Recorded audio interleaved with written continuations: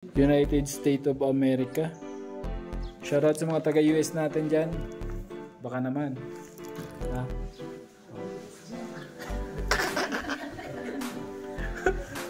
Yung mga taga-US dyan. Baka naman daw.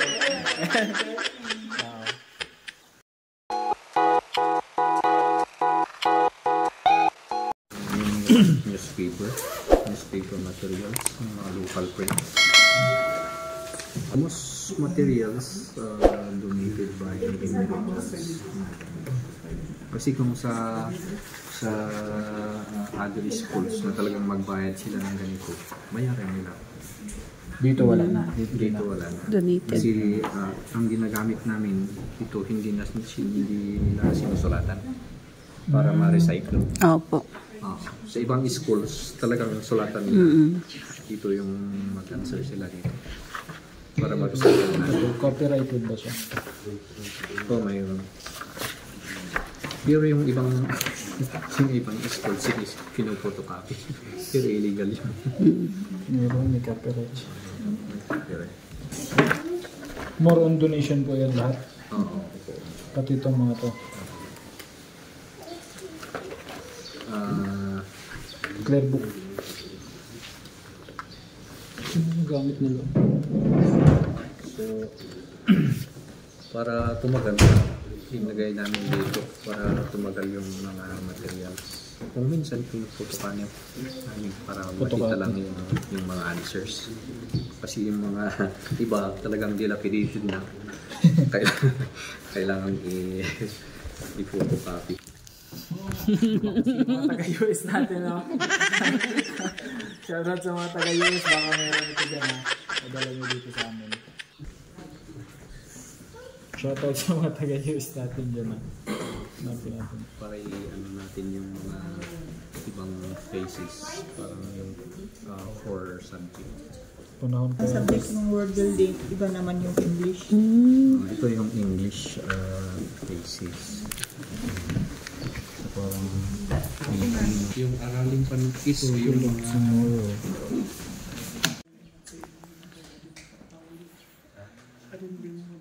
parang artista ako dito. Okay, good morning. So, kakatapos lang po namin mag turnover ng mga school supplies. Tendo niyan sila. Ayan. Shoutout po sa mga estudyante and teachers ng Grace Mountain Mission Academy. So meron po akong i-share sa inyo na karagdagang pag-iipunan natin. Kung meron lang naman, ano. So kita nyo itong mga ano dito. Mga libro. Grabe, 1920s. Ayan po yung ginagamit nilang mga books sa pag-aaral nila from School of Tomorrow. So doon nila kinukuha to, pinupurchase. Kaso nga lang, dahil nga kapos tayo sa financial, no? Lahat po ito, hindi nila binili. Binigay lang po sa kanila, kaso medyo luma na siya. So kailangan natin ng bagong books para po sa mga beneficiary natin. Ayan. So, sa lahat po na makakapanood ng aming video, especially yung mga taga-USA daw kasi US print yung ano nila, oh. From yung printing ano nila from ano to? United States of America. Shoutout sa mga taga-US natin dyan. Baka naman. Ha?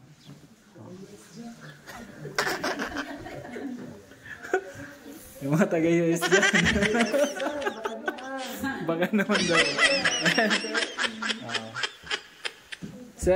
Sergio, ano estimated price natin ito, Sergio, para alam nila?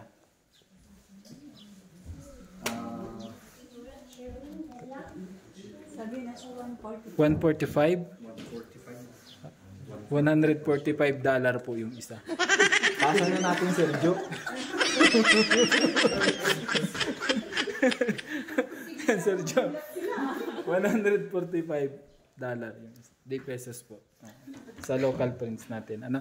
So sa mga nais po mag-share para po sa school natin, si Jose, ayan, para po sa mga estudyante na magiging beneficiary natin. Yan. Pwede po yan. Huwag na kayong mahiya, ha? Magpapasko na pati. Mga teachers pala. Si Ma'am Evelyn, yung asawa ko. Ay. At saka si Johnny, yung panganay namin. Si Ma'am Bridgin. Si Ma'am Taring, teacher. Si Sir Pastor Asam. Asawa ni Chin, si Ma'am Judith, asawa ni Pastor Ronnie. Si Pastor Ronnie, siya po ang parang president ng Bible College kasi dito, grade 1 to 10 at saka Bible College na first year to fourth year.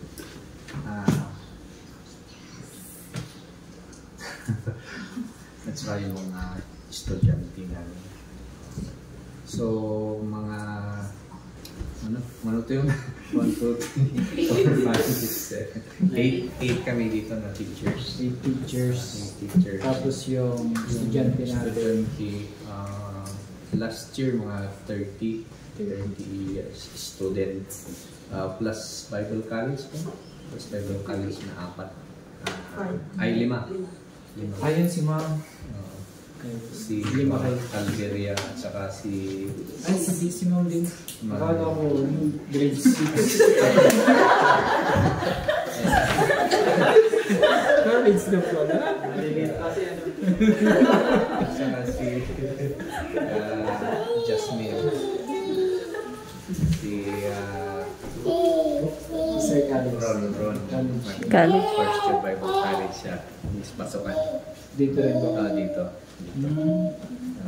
Heavenly Father, we give thanks to God for this wonderful day that you have given to us. We thank you, Lord, that you have sent them in our school to give these supplies, Lord God. Father, this morning we want to pray for them. We pray, O God, that you may continue to bless them, O Lord God, and once again we pray that you may bless, O God, this family and continue to use them in your special way, O Lord God. We pray na their life will be used to be a blessing, to be a good example, O God, to the people around them, O God. We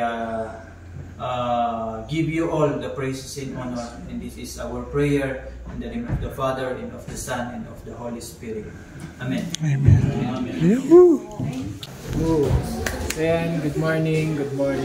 Once again, this is Cruz Cotton TV. So nandito pa rin tayo sa Grace Mountain Mission Academy. So ito na yung napamatay natin. Dito kasama. So yung nakita po ninyo ay ilan lamang sa mga beneficiary ng Grace Mountain Academy. So yung iba pa po ay wala pa sila dito kasi ang enroll ano yata nila sa enrollment schedule nila is June 16 pa. So hindi natin maaabutan ano. So kaya ilan lang yung nakarating na mga beneficiary natin. So ito yung tira. Sa kanila din naman mapupunta yan sa June 23 yung kanilang starting ng school. So may papakilala po ako sa inyo, isang staff, then ditutur tayo dito sa school para makita natin yung iba pang part ng school. Tingnan din natin kung ano pa yung may share natin na blessing sa kanila sa pangalawang pagkakataon. Ano po? So tara. Nawala si Madam.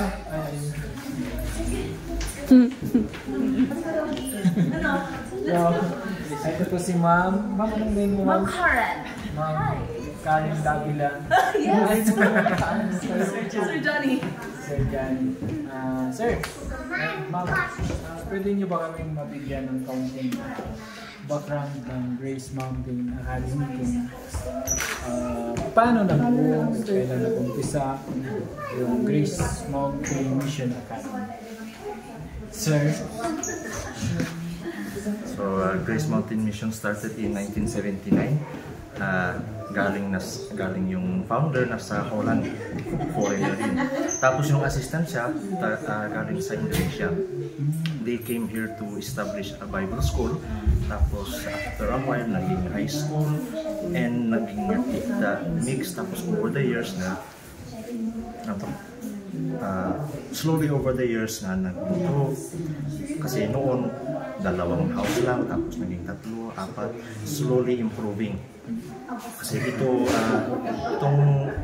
location noon parang quarry na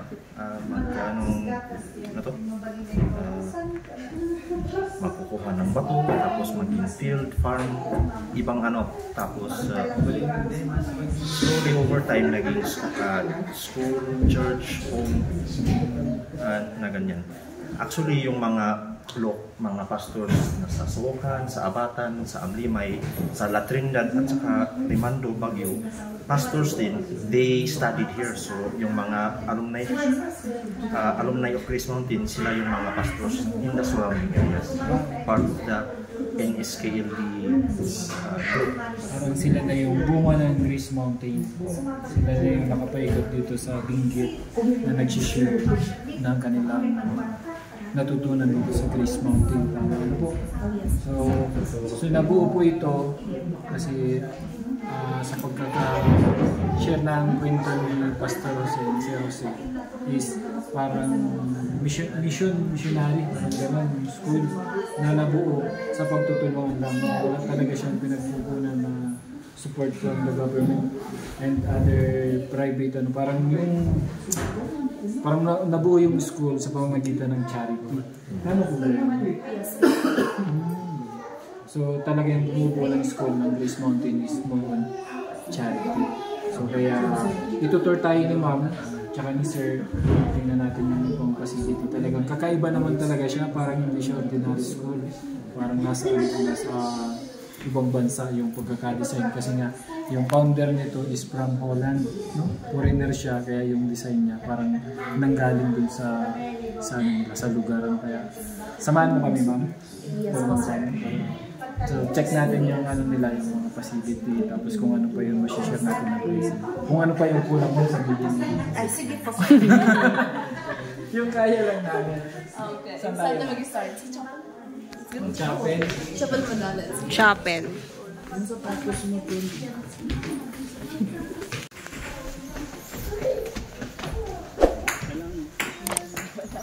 Wow! Sa Chapel open? Kuminit yung Ang lamig. Sama ka?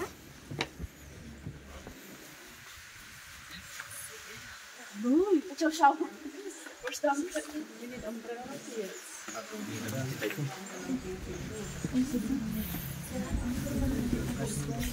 Labas ka pa din?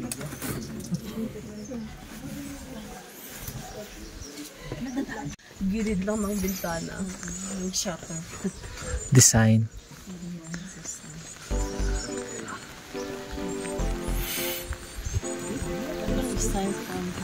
Blessing. Yung ulan. Okay. Let's cook the fish. Let's go.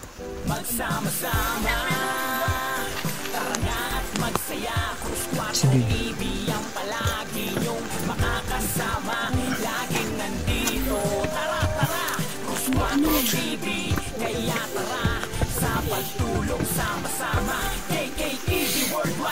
Mga bata ay napapasaya dahil sa mga pagkain niya nadala. Mga lolo at lola ay napapatawa. Maulan talaga, oh. Si Sir, walang payong.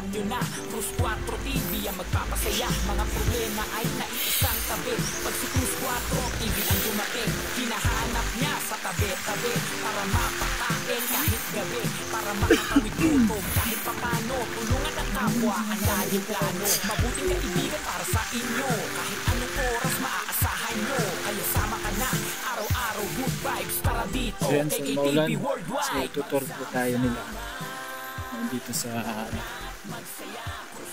kanilang church.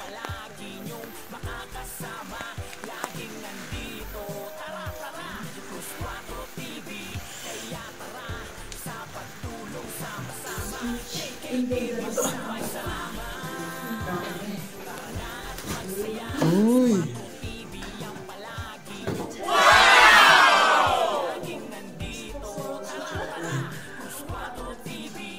Wow!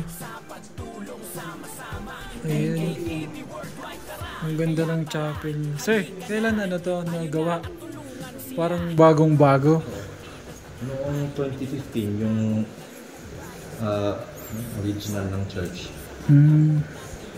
Parang maliit, so nag-demolish noon. Tapos 2016, nag-start ng reconstruction hanggang 2019. Ang ganda. Tapos yung design niya, Gusto yung design niya. Kasi yung si founder, si Reverend Visser, architect noon. So, mostly yung design to from his own design. Tapos nag-mix siya sa kay sa mga church members, si Engineer Yu. One of our church members adapt yung design for modern standard. Pero the basis is yung galing pa din dun sa kanya. Yung pinaka ano niya. Ang ganda. Nasaan na sila? Saan na siya? Nagpi-pictures. Wala, bawal pala pumasok yung ano. So, pwede naman yun. Okay lang po. For this time. Kasi hindi yan. Magtanggal kayo ng sapatos daw. Ako hindi. Tara.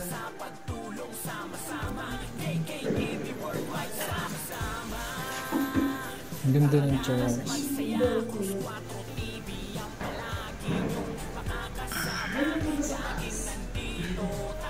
Tara, sama tayo kila ma'am.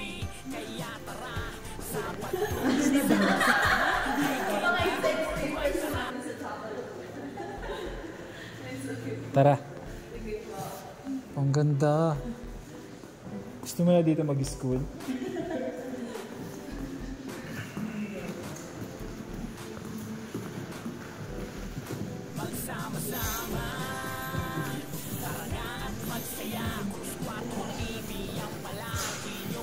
Wow.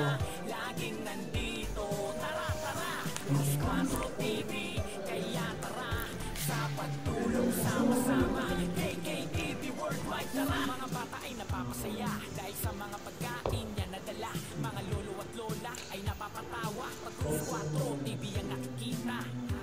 Kung alam nyo na, Cruz 4 TV ang magpapasaya. Mga problema ay naiisang tabi. Pag si Cruz 4 TV ang dumating, hinahanap niya sa tabi-tabi para mapakain kahit gabi, para makatawid gutom. Tulungan ang kapwa, ang laging plano. Mabuti hindi para sa inyo. Basement tayo. Sige na, lakad pa pa.